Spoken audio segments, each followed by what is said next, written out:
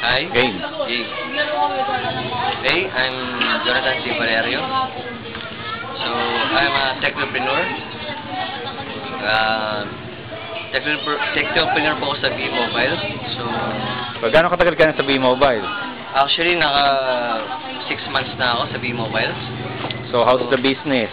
Business is good kasi actually sa 3988 na nilabas ko, umalo na siya ng 10,000. So, super ganda talaga kasi pauwi mo na yung 3988, baga sulit. Parang sabihin natin, what is sulit, mama?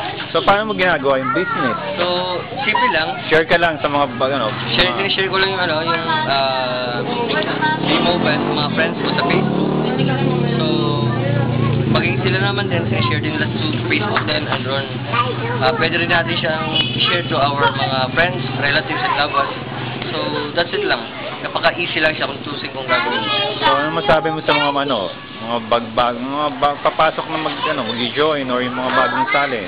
So, masasabi ko lang sa mga papasok o bagong sali. So, dapat talaga, sa business talaga kailangan natin ng sipag at syaga lang. Kasi, wala namang business na bigla kang yaman na hindi ka tatrabaho. So, dapat kahit pa paano magtatrabaho ka, para kahit pa paano naman, you earn something. Kasi hindi naman pwedeng matutulog ka na, ika nga, pag natulog ka, nabubulaga natin yung pera dyan.